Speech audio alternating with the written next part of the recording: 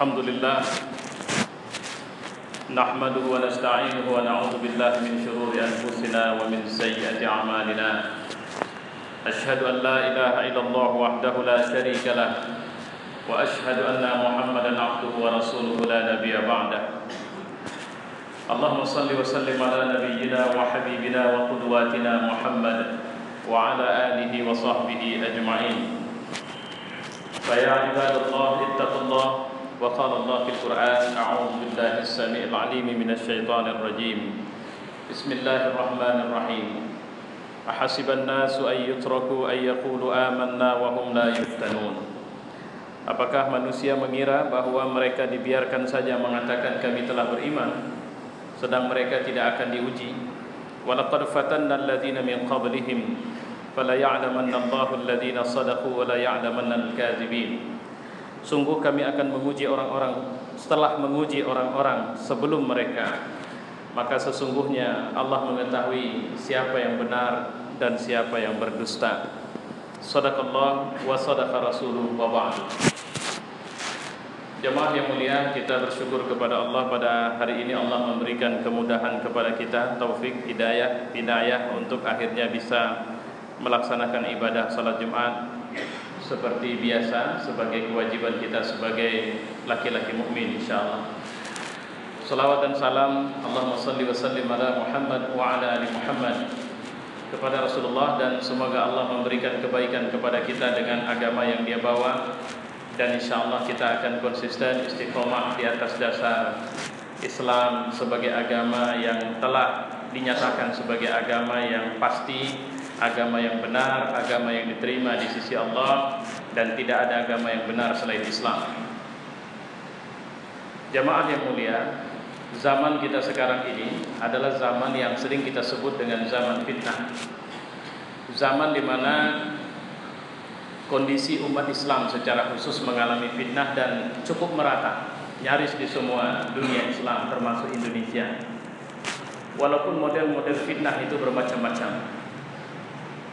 Ada yang kita, sebelum saya lebih jauh, saya perlu menyampaikan bahwa yang dimaksud dengan fitnah di sini adalah ujian.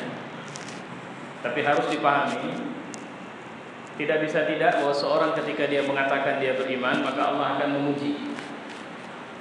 Ya, sampai kemudian kelihatan siapa yang siddiq dan siapa yang pendusta. Siapapun dia, mau ulama, mau pemimpin, mau rakyat biasa, mau pengusaha, mau siapapun dia, mau laki-laki, mau perempuan, orang punya duit, orang tidak punya duit, semua akan mengalami fitnah ini. Pada titik ketika kita memahami fitnah sebagai ujian, dia sudah menjadi salah satu yang lazim bagi para atau orang-orang sebelum kita. Satu hari Nabi SAW didatangi beberapa sahabat yang mengadukan betapa buruknya perlakuan orang Quraisy kepada mereka, dan mereka minta kepada Nabi agar Nabi mendoakan agar dimudahkan mereka, tidaklah mereka disiksa, tidaklah mereka disakiti dalam menjadi sebagai seorang muslim. Nabi SAW mengingatkan kepada mereka bahwa kesabaran itu jauh lebih penting daripada meminta dihindari dari fitnah ini, karena itu musykil. Karena orang-orang sebelum kalian, kata Nabi, itu sudah diuji juga, dan ujian itu akhirnya memilih mereka sebagai orang yang benar. Tidak sedikit yang diuji dimasukkan ke dalam ruang asap dan mereka terbunuh karena sebab itu. Tidak sedikit mereka diuji di mana tangan dan kaki mereka diikat kepada 4 ekor kuda dan disuruh kuda itu pergi ke 4 penjuru, dan putuslah tangan dan kakinya, tapi mereka tidak mengganti iman mereka. Ada juga yang diuji dengan dibenamkan ke dalam tanah dan tidak diberikan apapun, sampai akhirnya mereka terbunuh dalam kondisi seperti itu, dan mereka tetap mempertahankan keyakinan mereka. Jadi ujian ini sebenarnya adalah bahagian dari sunnatullah untuk mengetahui siapa kita aslinya. Ujian tidak ditandai kemudian karena sebab kita rajin ibadah dan kemudian kita menganggap bahwa kita tidak akan mendapatkan ujian dari Allah Subhanahu wa taala. Ali bin Abi Thalib radhiyallahu anhu pernah mengatakan, yang paling menjengkelkanku salah satunya adalah orang berilmu yang tidak taat beribadah dan orang bodoh yang taat beribadah. Orang berilmu yang tidak taat beribadah, maka dia bisa menyesatkan umat dari ketidaktaatannya itu. Sementara orang bodoh yang dia taat beribadah, itu akan membuat terfitnahnya umat, karena seakan-akan dialah orang soleh dari umat ini. Padahal sebenarnya dialah orang bodoh dari umat ini, yang akhirnya dua-duanya akan menjauhkan umat ini dari agamanya. Jamaah yang mulia, saya ingin menyampaikan satu hadis yang diriwayatkan dari yang paling ahli di antara sahabat Rasulullah tentang masalah fitnah ini. Satu hari, beliau adalah Huzaifah. Huzaifah mengatakan kepada para sahabat, siapa di antara kalian yang bisa menyebutkan atau pernah mendengar Nabi berbicara tentang fitnah? Maka bertanya ke orang sahabat kepada Huzaifah, mungkin yang antum maksud adalah fitnah istri atau fitnah harta atau fitnah jabatan? Huzaifah mengatakan, tidak, aku tidak menyatakan itu. Apa ada kalian mendengarkan dari Rasul Nabi menceritakan tentang fitnah? Semua mereka diam dan mereka akhirnya mengatakan, sepertinya cuma engkau yang mendengarkan itu. Sampaikanlah kepada kami berita apa itu. Maka Huzaifah mengatakan, saya mendengar Rasulullah SAW mengatakan bahwa akan ada fitnah seperti gelombang lautan. Fitnah-fitnah itu akan mengenai hati seperti tikar yang menempel secara terus-menerus. Perkataan ini adalah perkataan yang cukup menarik yang disampaikan oleh Huzaifah. Karena ketika sahabat menyatakan fitnah istri, fitnah anak, fitnah harta, dia mengatakan bahwa fitnah-fitnah yang begitu itu bisa dihapus dengan sholat, dengan puasa, dengan zakat, dengan haji. Tapi fitnah yang satu ini tidak bisa dihapus kecuali dengan mempertahankan keyakinan kepada Allah Subhanahu wa taala. Karena fitnah istri tidak akan mengeluarkan seorang dari iman dan Islam. Fitnah anak tidak akan membuat kita keluar dari iman dan Islam. Tapi kalau fitnah langsung kepada keimanan dan iman itu kemudian tercopot, maka masihkah kita bisa disebut sebagai seorang muslim waktu itu? Jamaah yang mulia, di antara yang paling berbahaya terserang fitnah ini adalah dua orang pada zaman ini. Yang pertama adalah para ulama, dan yang kedua adalah para pemimpin. Fitnah yang menimpa para ulama adalah fitnah yang paling mengkhawatirkan, karena mereka tetap dipanggil sebagai ulama dari umat ini, karena mereka tetap mengajarkan ilmunya, karena mereka tetap digurukan oleh orang banyak. Tapi sebenarnya mereka sudah tidak bisa disebut lagi sebagai seorang mukmin yang tunduk kepada Allah Subhanahu wa taala, karena mereka kalah dalam fitnah ini. Walaupun saya menyampaikan di awal khutbah tadi, fitnah itu sebenarnya ditujukan untuk membedakan atau untuk menyepi atau membersihkan kita. Tapi tidak sedikit orang yang gagal dalam fitnah sehingga akhirnya mereka jatuh dan kalah. Seorang ulama yang jatuh dan kalah dari fitnah adalah mereka yang menjual agamanya untuk dunianya, adalah mereka yang bermegah-megah dengan hartanya, adalah mereka yang kemudian menisbahkan, kalau bahasa kita di masyarakat, istilah kekondangan itu adalah kalau dia sering berada di tengah-tengah orang-orang yang sebenarnya tidak mau mendengarkan pelajaran agama darinya, hanya menjadikan syarat rutin bahwa mereka beragama saja. Padahal ada umat yang sebenarnya membutuhkan pelajaran agama, mereka tidak datang ke sana. Kenapa? Jawabannya, karena mereka adalah orang yang sudah berhitung dengan hitung-hitungan dunia, bukan hitung-hitungan akhirat. Karena mereka tidak menghargakan harga diri mereka dengan surga, tapi dengan kedudukan dunia, dengan kesenangan dan semua kenikmatan dunia yang ada di dalamnya. Dan ini yang menjadi ciri khas mereka. Apa dampak kalau mereka sudah mencintai dunia? Mereka tidak akan pernah menyalahkan kesalahan apabila kesalahan itu dilakukan oleh orang kuat atau oleh orang yang punya kekuasaan. Bahkan mereka mencarikan dalil-dalilnya untuk membenarkan kesalahan itu. Apalagi dampak buruk dari fitnah ini, mereka tidak peduli dengan penyakit asli yang menimpa umat ini. Mereka kehilangan kemampuan untuk menjadi pemberi atau pengobat dari masalah umat. Padahal Nabi SAW mengatakan al-ulama warasatul anbiya. Ulama itu adalah pewaris para nabi. Saya sering mengatakan bahwa dulu di Medan ini kita tidak banyak ulama, atau tidak banyak orang yang kita sebut dengan istilah ustaz. Dan saya selalu mengatakan bahwa ustaz atau ulama itu ibarat lampu yang akan menyinari kegelapan malam hari. dan membuat kita tidak akan terlalu sulit untuk berjalan dalam malam hari karena ada lampu yang menyinari jalan itu sehingga kita tahu jalan itu seperti apa. Dulu kita tidak banyak ulama, tapi kekuatan lampu itu seperti lampu yang memancarkan cahaya dengan watt yang cukup tinggi, sehingga satu kampung tidak butuh banyak ulama. Mungkin bahkan bukan satu kampung, tapi satu kecamatan cukup satu ulama. Saya memperhatikan di kecamatan saya lahir. Ketika kemarin orang tua saya meninggal dunia, saya memperhatikan bagaimana orang-orang yang diulamakan di situ, yang kemudian memberikan nasihat, memberikan bacaan-bacaan Al-Quran. Saya memperhatikan dan saya menangisi. Bahkan ada yang dua yang kalau boleh saya bilang saya tangisin waktu itu. Yang pertama adalah fitrah di mana saya sedih karena orang tua saya meninggal. Tapi yang kedua adalah saya kehilangan setelah meninggalnya seorang ulama yang dulu pernah hidup di masa saya kanak-kanak. Setelah dia meninggal dunia, maka tidak ada lagi yang bisa menjadi sinar atau memberi cahaya besar bagi kecamatan itu. Tidak ada lagi tokoh agama yang disegani. Tidak ada lagi tokoh agama yang dihormati. Setiap ada yang memberi ceramah, selalu ada saja yang membantah di ujung sana dengan mengatakan, taunya aku siapa mereka, mengertinya aku bagaimana kehidupan mereka, fahamnya aku siapa dia. Sehingga yang terjadi bukan hikmah yang muncul dari pelajarannya, tapi kelemahan demi kelemahan yang terus menimpa umat. Jemaah yang mulia, mari kita jujur. Ada berapa ulama yang kita segani di Sumatera Utara sekarang? Coba kita jujur untuk mempelajari. Ada berapa ulama yang tersisa di kampung kita? Saya sering memperhatikan sekarang, jangankan kampung, kecamatan saja sudah kehilangan ulama. Bahkan jangankan kecamatan, kabupaten saja sudah kehilangan ulama.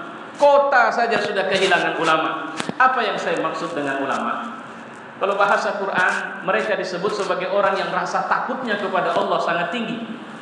Yang jangankan mereka bicara, diam saja mereka sudah memberikan pelajaran besar kepada kita. Melihat wajahnya sudah bisa memberikan kedamaian di hati kita. Kenapa? Karena dia tidak lagi bergerak dengan nafsu atau dengan kekuatan yang hanya terfokus pada dunianya.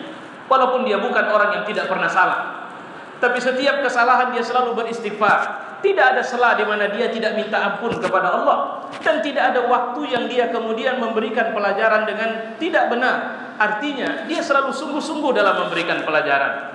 Diamnya, duduknya, berdirinya, tidurnya, bicaranya, dan semua perbuatannya bisa menjadi pelajaran bagi umat. Kita datang ke rumahnya, kita tidak perlu bertanya, ini rumah siapa? Kita akan tahu ini pasti rumah seorang ulama. Tapi hari ini seperti apa kita melihat? Kita kehilangan itu. Saya mengatakan, tapi kalau diukur ada berapa masjid di kota Medan? Saya pikir ribuan masjid pada hari Jumat membutuhkan ribuan ustaz untuk memberikan khutbah setiap hari Jumat. Tapi pertanyaannya, ada berapa kekuatan daya pancar dari para ustaz-ustaz itu termasuk saya? Maka saya sering mengatakan, kalau dulu mereka adalah lampu jalan atau lampu pijar atau lampu pancar yang bisa menyinari wilayah yang cukup luas. Sekarang banyak orang-orang yang kita sebut ustaz itu hanya sekedar lampu hias, yang dilihat keindahannya tapi tidak dimanfaatkan cahayanya, karena dia tidak memberikan cahaya yang cukup kuat untuk kita berjalan, untuk kemudian kita bisa membedakan mana benar mana salah. Bertanyalah kepada seorang ustaz tentang hukum merokok, maka kita akan kesulitan untuk menemukan jawaban yang objektif kalau dia seorang perokok. Bertanyalah kepada seorang ustaz tentang bagaimana kebiasaan malam hari yang harus aku bangun di rumahku. Bagaimana jika aku jarang tahajud? Bagaimana jika aku... Tapi bertanyalah tentang kesuksesan kepada semua orang. Orang-orang akan mengatakan bahwa dia sudah sukses karena dia sudah jadi gubernur, dia sudah jadi wali kota, dia sudah jadi menteri, dia sudah jadi anggota dewan dan semuanya. Orang-orang mengatakan bahwa dia sudah sukses karena duitnya banyak, usahanya luas, tanahnya rame, dan itu adalah rezeki baginya. Saya sering mengatakan betapa rendahnya kita menatap pandangan tentang rezeki. Betapa sederhananya kebiasaan sholat duha kita ketika kita bicara rezeki yang terbayang cuma uang. Padahal sebenarnya bukankah rezeki yang luar biasa dan tidak bisa dibeli atau dicari dari manapun, ketika setiap malam Allah memanggil kita untuk tetap sujud kepadanya.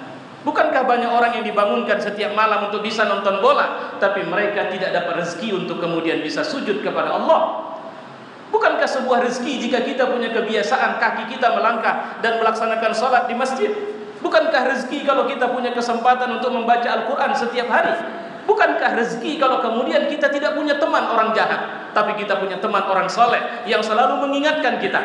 Bukankah itu rezeki yang sekarang tidak kita pandang sebagai kemuliaan lagi? Kenapa? Karena tidak ada yang mengajarkan kita tentang rezeki seperti itu lagi. Kalau ada cerita tentang zikir, zikir itu bisa buat sehat. Kalau ada cerita tentang infak, infak itu bisa buat kaya. Padahal saya mempelajari itu hanya dampak. Tapi apa yang disuruhkan Nabi dari berinfak? Hindari diri kalian dari azab neraka walaupun dengan berinfak dengan sekerat daging kuruk, daging atau dengan 1-2 biji tamar. Artinya apa? Infak atau sedekah itu sebenarnya tujuannya adalah untuk menyelamatkan akhirat kita. Fa'ainal ulama? Di mana ulama-ulama itu sekarang? Yang mereka mengajarkan kita tentang iman kita kepada Allah, yang mereka mengingatkan kita bahwa menjadi muslim tidak hanya sekedar menjadi orang baik, tapi juga menyiapkan diri kita untuk satu hari kelak menjadi seorang syahid yang berjuang dan kemudian mati di jalan Allah Subhanahu wa taala. Bahwa menjadi muslim itu, jangan kau takut Allah tidak akan memberikan harta kepadamu, karena Allah tidak akan pernah memberikan harta yang haram bagimu. Tapi jika kau takut untuk tidak mendapat harta yang haram, itu artinya ada masalah pada keimanan. Di mana ulama yang kemudian akan terus membimbing kita, membuka pintunya, dan kemudian menjawab semua masalah-masalah keresahan hati kita, bahwa sekarang zaman yang demikian terfitnah ini, kita sedang menghadapi kesulitan besar itu. Jamaah yang mulia, saya tidak mengatakan bahwa para alim ulama itu sudah tidak ada, tapi mereka semakin langka. Karena Nabi pun mengatakan bahwa di antara tanda akhir zaman itu adalah Allah akan mengangkat ilmu. Dan tidaklah diangkat ilmu itu dengan mengangkatnya dari dada kalian, kata Nabi, tapi diangkat ilmu itu dengan mematikan para ulama,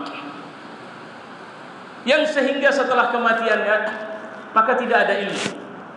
Saya mengistilahkan bahwa ulama itu seperti library, seperti pustaka, yang jika dia sudah meninggal maka dia akan mengunci pustaka itu dan dia bawa kuncinya ke dalam kematiannya, sehingga kita tidak bisa lagi membuka pustaka itu. Tapi kalau cuma tukang bicara, kalau cuma orang yang pandai bicara, kalau kemudian menang dalam lomba pidato dan kemudian menjadi ustaz, itu yang juga dinyatakan oleh Rasulullah SAW, bahwa di antara tanda akhir zaman akan muncul orang-orang yang bicaranya begitu manisnya, tapi agama tidak sampai melampaui tenggorokannya, karena dia tidak pernah melazimkan agama itu hidup dalam dirinya. Na'udzubillahi min dzalik. Ini yang pertama. Yang kedua adalah para pemimpin sebagai fitnah akhir zaman. Nabi SAW mengatakan dalam sebuah hadis riwayat Imam Ahmad, beliau mengatakan yang paling aku takuti setelah Dajjal adalah pemimpin-pemimpin yang buruk di tengah kalian. Karena pemimpin ketika dia memimpin dengan keburukan, maka dia tidak akan membawa kita kepada kebaikan. Tapi persoalannya sekarang kita sudah jauh lebih buruk.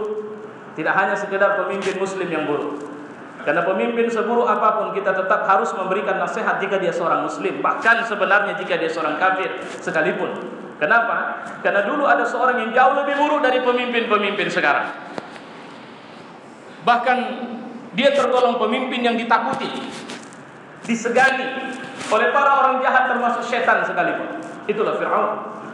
Tapi Allah masih memerintahkan Musa untuk datang kepada Fir'aun dan disuruh bicara lembut, tidak bicara kasar. Kenapa? Karena kepemimpinan itu menjadi masalah utama bagi kita. Malangnya yang mulia jamaah, hari ini saya memperhatikan bahwa umat ini tidak menganggap kepemimpinan sebagai masalah utama. Mereka menganggap bahwa ketika mereka belajar agama, mereka mengira bahwa belajar wudhu, belajar sholat adalah masalah utama. Padahal belajar untuk mencintai agama, belajar untuk membangun jiwa berkorban, belajar untuk istiqomah dan tegar menghadapi kesulitan dan hambatan serta ujian dalam mempertahankan keimanan, itu jauh lebih utama dari yang lain. Berapa banyak orang yang belajar tentang masalah-masalah fikih tapi melahirkan perdebatan-perdebatan. Saya tidak mengatakan bahwa belajar fikih itu tidak penting, tapi saya mengatakan belajarlah dari pondasi awal. Kita harus belajar. Belajarlah dari bagaimana sebenarnya kita bisa mencintai Allah lebih tinggi dari makhluk. Belajarlah kita bisa menempati Muhammad SAW sebagai teladan dalam hidup kita, dan tidak ada yang patut kita teladani selain mereka, selain beliau. Belajarlah untuk menjadi seorang muslim yang benar. Karena jika sudah demikian, Seorang tidak pun harus disuruh berzakat. Dia akan memberikan lebih dari sekedar zakat. Seorang tidak harus disuruh untuk melaksanakan sholat 5 waktu. Dia akan mengambil waktu-waktu yang dimana Allah mengatakan dia datang dengan cinta di waktu itu. Seorang yang sudah benar Islam, maka dia akan menambah Islam atau menambah ibadahnya dengan nafilah yang Allah cintai. Jamaah yang mulia, persoalan inilah yang tengah terjadi di masyarakat kita. Ditambah lagi masyarakat yang sudah semakin tidak mengerti apa yang harus dilakukan, sehingga penyesatan demi penyesatan banyak terjadi di masyarakat kita. Dan ini membutuhkan perhatian kita bersama. Fa'tabiru ya ulil absar.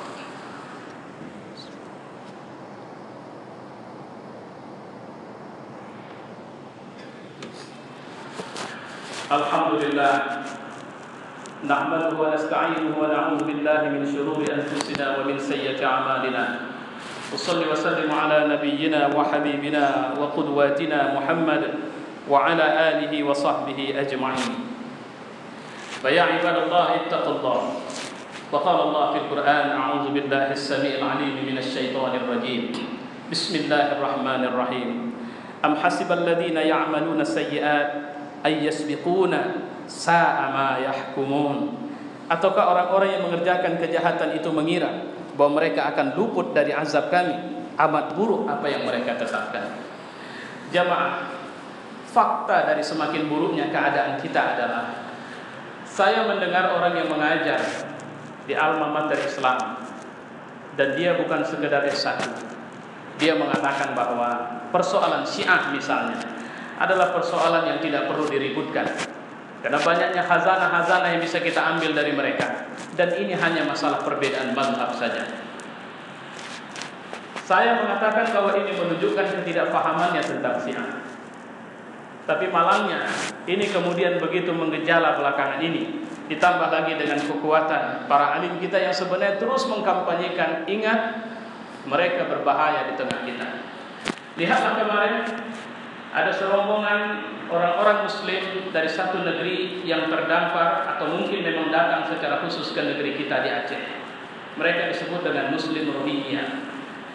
Cobalah perhatikan betapa itu juga fitnah yang menimpa kita. Dan bukan tidak mungkin akan ada satu kurun di mana kita na'udzubillah akan mengalami zaman seperti mereka mengalaminya. Mereka tidak dianggap, mereka tidak dibenarkan untuk tinggal di negeri mereka. Mereka dimusuhi bukan karena mereka orang dari suku Rohingya saja, tapi mereka dimusuhi karena mereka seorang muslim. Jangan pernah lalai, karena Allah sudah mengingatkan bahwa, ingat bahwa syaitan adalah musuh yang nyata bagi kalian. Tahukah yang dimaksud dengan musuh? Dia tidak pernah membangun kata damai dengan kita. Dan tahukah kenapa dia memusuhi kita? Karena dia memberikan atau mengalami dendam kepada orang tua kita Adam. Dan tahu kenapa dia begitu dendam kepada Adam? Karena sebab Allah telah menetapkan bahwa tidak ada tempat yang berubah untuknya kecuali neraka jahanam.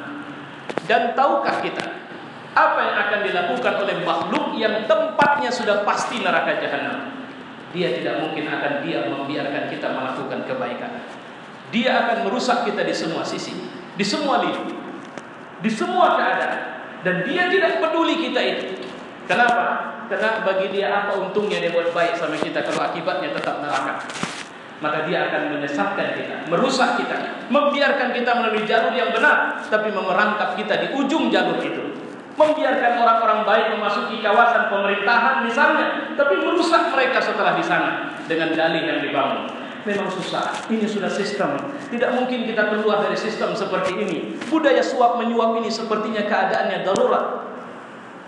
Saya sedih ketika seorang menjawab bahwa pertanyaan, bagaimana jika saya meminjam uang kepada seseorang, yang orang itu meminjamkan uang kepada saya, dan kemudian orang itu memberikan uang itu tapi dengan pernyataan bahwa jika kau pinjam 100.000 maka pulangkan 120.000. Saya tidak tahu lagi apa yang saya buat, karena itu satu-satunya jalan yang saya lihat. Maka jawabannya, jika keadaannya sudah darurat maka boleh kau ambil uang itu. Saya mengatakan bohong dan tidak benar jawaban itu. Itu jawaban yang paling buruk yang pernah saya dengar. Kenapa? Bagaimana mungkin sementara riba itu muncul dari peristiwa yang seperti itu? Dari rusaknya sistem. Kalau Kalau seorang susah tidak tahu lagi mau minta duit kemana kecuali kepada rentenir, itu artinya tidak ada lagi orang baik di tengah kita. Tidak ada lagi orang berinfak, tidak ada lagi orang yang bayar zakat, karena dia tidak bisa minta lagi haknya dari situ. Itu artinya orang sudah memegang duit untuk kepentingan duit itu sendiri, tidak kepentingan akhiratnya. Hati-hatilah jika di rumah kita ada harta yang tidak akan membela kita di akhirat. Hati-hatilah jika bersama kita ada jabatan yang tidak akan menyelamatkan kita di akhirat. Hati-hatilah jika bersama kita ada Islam tapi kemudian kita abaikan dan Allah memasukkan kita ke neraka karena tidak benarnya kita menjadi muslim. Zaman ini membutuhkan kedekatan kita kepada Islam dan berpegang teguh kepada Al-Quran dan sunnah Nabi SAW. Sunnah yang tidak akan pernah berubah karena Nabi SAW sudah meninggalkannya dengan keadaan di mana dia tidak pernah berubah sama sekali. Marilah kita mencoba mendekati Al-Quran dan marilah kita menunjukkan bahwa walau aku tidak disebut sebagai seorang alim sekalipun, atau aku tidak punya kedudukan di antara manusia sekalipun, aku harus punya kedudukan di hadapan Allah Subhanahu wa Ta'ala sebagai pembela agamanya, sebagai orang yang menjalankan agamanya. Berhentilah untuk bercerai-berai, berhentilah untuk saling bermusuhan, berhentilah untuk meributin orang yang sedang mengurusin agamanya. Mulailah saling mendukung satu sama lain. Jamaah yang mulia, inilah keadaan yang insya Allah bisa menyelamatkan kita. Karena yang hilang dari kita adalah kita masih sholat, tapi kita tidak kenal siapa yang berada di samping kita, sehingga dan tidak ada semangat untuk mengenali siapa yang di samping kita dalam saf jamaah kita. Bukankah sebenarnya setiap hari kita punya waktu untuk bisa saling berkenalan kalau kita pergi ke masjid-masjid untuk melaksanakan ibadah sholat kita? Jamaah yang mulia, semoga Allah menyelamatkan kita semua. Semoga Allah menyelamatkan umat Islam di Yaman. Semoga Allah menyelamatkan umat Islam di Rohingya dengan pedulinya kita semua. Semoga Allah menyelamatkan umat Islam di Indonesia dari serangan kapitalisme, dari serangan hedonisme, dari serangan yang merusak moralitas kita, dari serangan orang-orang kufur yang mereka berpakaian seakan-akan mereka orang yang layak kita tanya tentang agama, tapi mereka menyesatkan kita dari agama. Wa'lamu anna Allah qala fil Qur'an, inna Allah wa malaikatahu yusalluna 'alan nabi ya ayyuhalladzina amanu sallu 'alaihi wa sallimu taslima. Allahumma salli wa sallim ala Muhammad wa ala ali Muhammad kama sallaita ala Ibrahim wa ala ali Ibrahim wa barik ala Muhammad wa ala ali Muhammad kama barakta ala Ibrahim wa ala ali Ibrahim fil alamin innaka Hamidum Majid. Allahumma ighfir lil mu'minina wal mu'minat wal muslimina wal muslimat al ahya'i minhum wal amwat. Rabbana atina fid dunya hasanah wa fil akhirati hasanah wa qina 'adzaban nar. Ibadallah, إن الله يأمر بالعدل والإحسان وإيتاء ذي القربى وينهى عن الفحشاء والمنكر والبغي يعظكم لعلكم تذكرون فاذكروا الله العظيم يذكركم واشكروه على نعمه يزدكم ولذكر الله أكبر. الله أكبر الله